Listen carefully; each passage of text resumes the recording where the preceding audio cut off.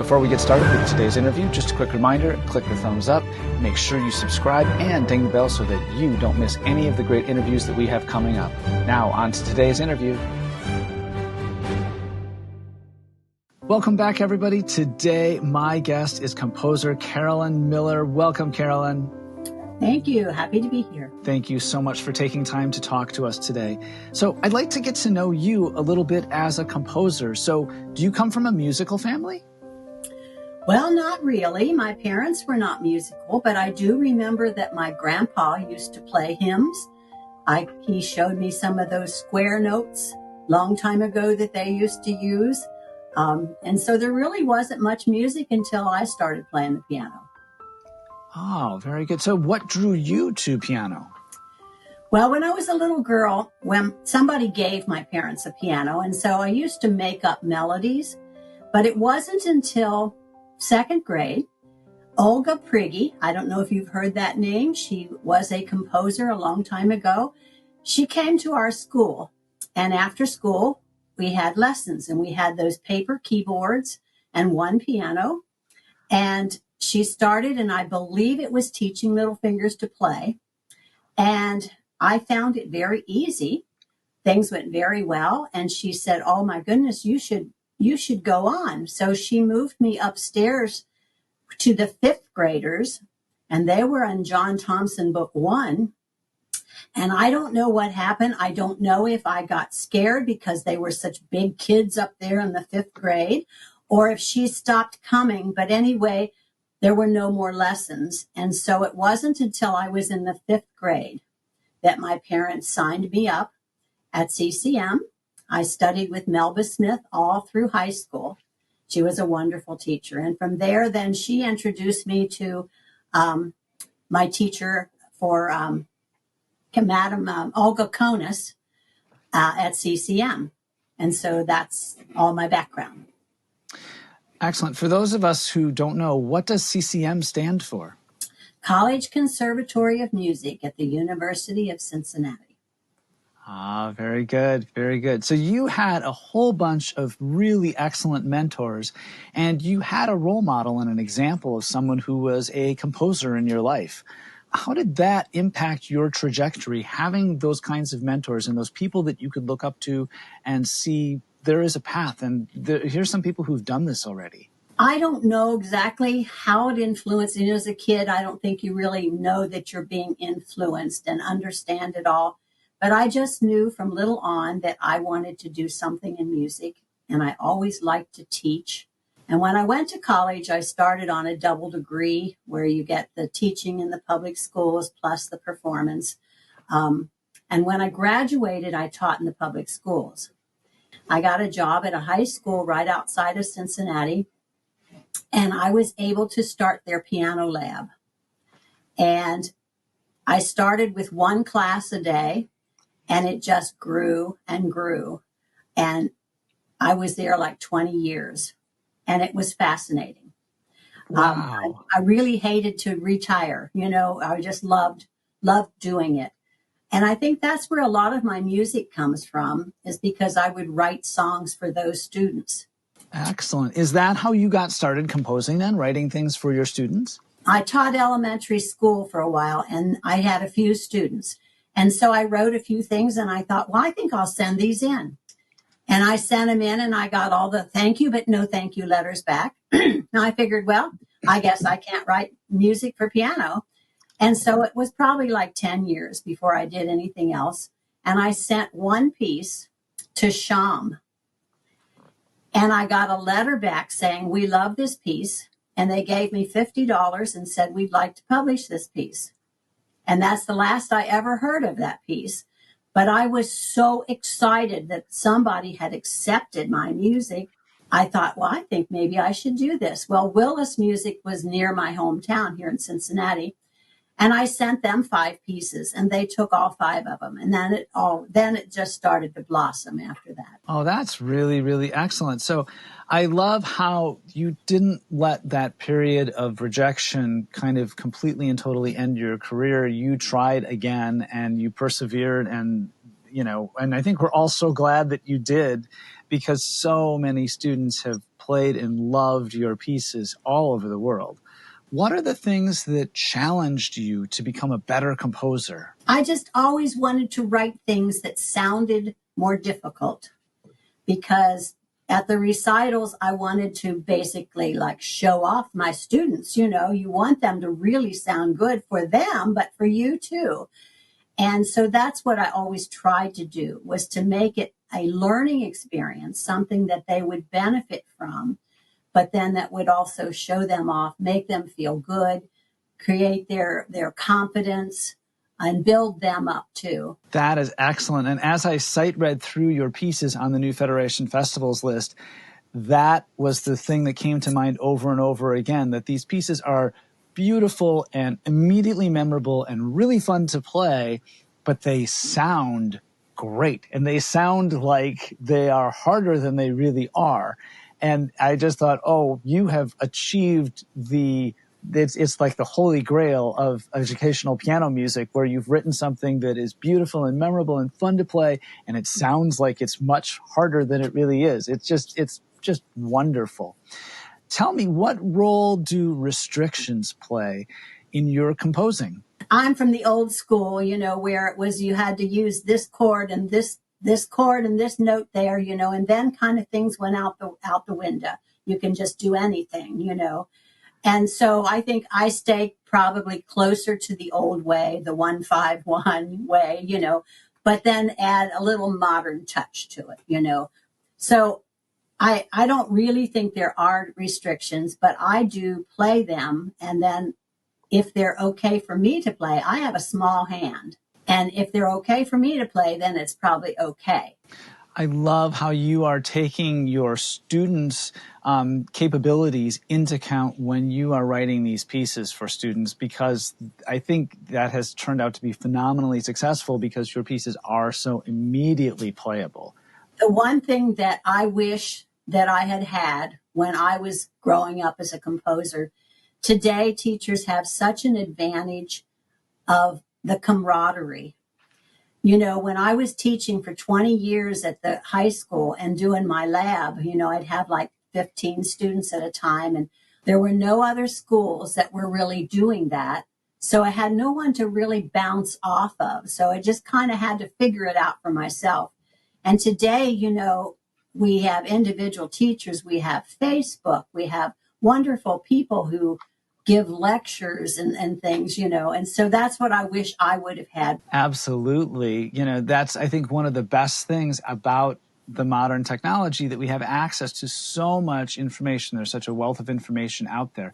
Something that struck me as I sight read through your pieces on the list, and having taught many of your pieces for years, is that there is a wide variety of styles and sounds, but there's certain things about your compositions that have a sound that's uniquely yours.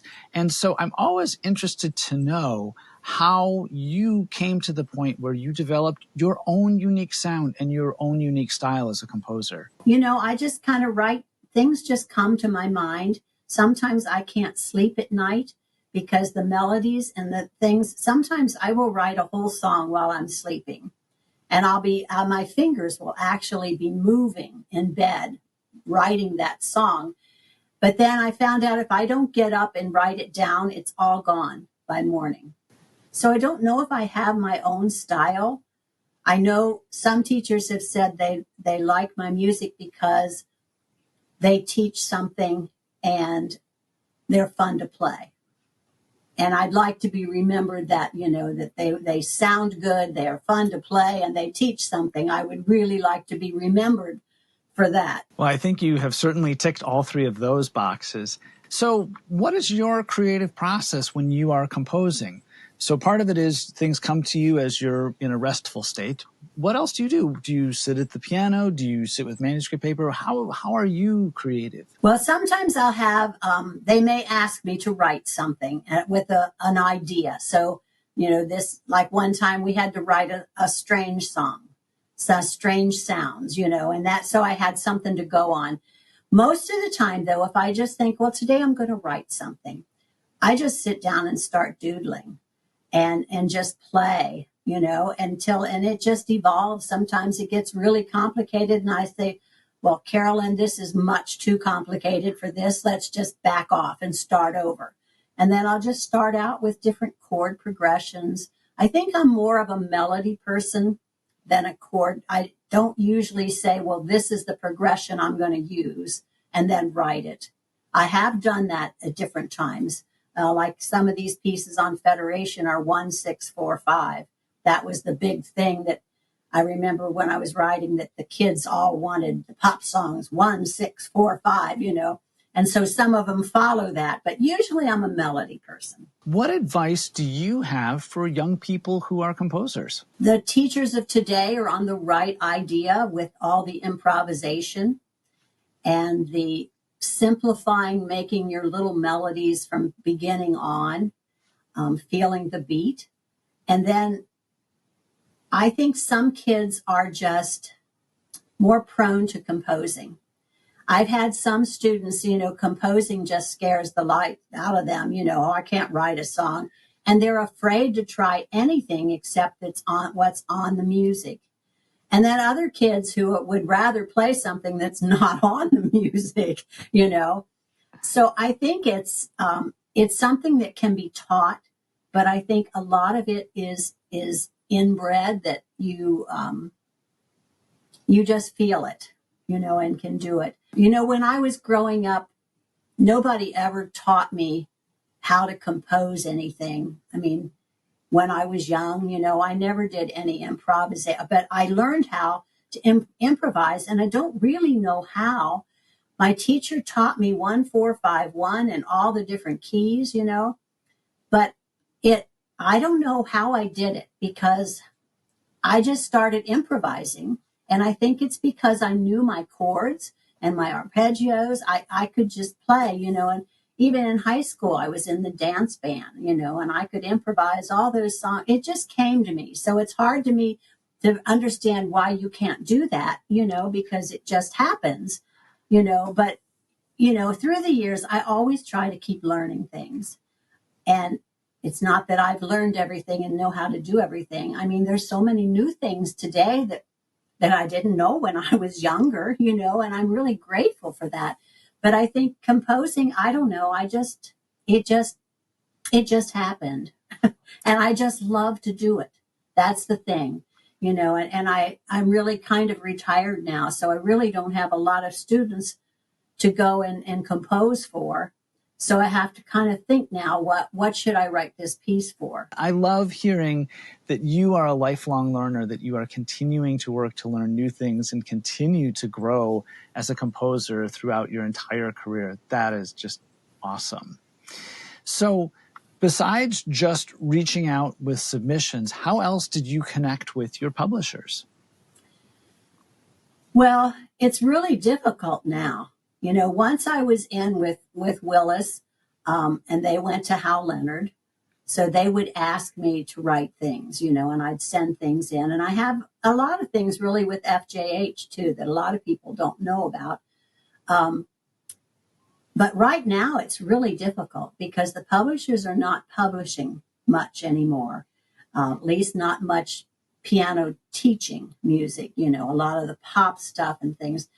So I tried this Sheet Music Plus, and so I have some things when I just think, I just got to give this to somebody, and so I have published several things through that, and it makes me very happy when people do buy them, because I think, oh, good, I haven't lost it completely, But that's about the only way that I think you can do it. Now, a lot of people are starting their own companies, and that's a big thing. Now, I think I'm just too old to do that and start that all out. But I think you have a world of possibilities, but it's harder. Back when I did it, I just sent it in and they published it. They did the covers. They did all of that. Absolutely. And it is a huge challenge. Back to your composing. One of the things that seems to plague composers is they have that blank page problem where it's just this roadblock. I can't get started. I can't figure out how to get started. And another problem that I see with a lot of my composition students is they'll start a million things and finish nothing. How do you get past those two compositional challenges? I do my best work in the morning. I have found out if I get up in the morning and don't even bother getting dressed, just do my pajama composing, that I do much better. My mind is fresher and ideas come to me than when I'm tired and gone through lunch and so forth. If you have a blank page, that it would be wise to either pick a chord progression, maybe 4 chords, and then just try to think of something to go over the top of that chord. And then maybe there will be a melody that will strike your heart. And then you can move on from there. Or else just come back tomorrow. Go play something else. Come back to it. Or take a little phrase from a piece that you're playing. And what can you do with that one phrase that's different? How can you change it to a different key? How can you embellish it? And just work little by little until you get like a little phrase a 4-measure phrase or something that you can work with. I love the idea of having some sorts of structures, whether it is a chord progression or a melodic fragment or just something that you can use as a starting germ for that creativity. What a great suggestion. Carolyn Miller, thank you so much for taking time to share with us today and giving us some insights about what inspires you and makes you tick as a composer. We really appreciate you being here. Thank you so much. Thanks for having me.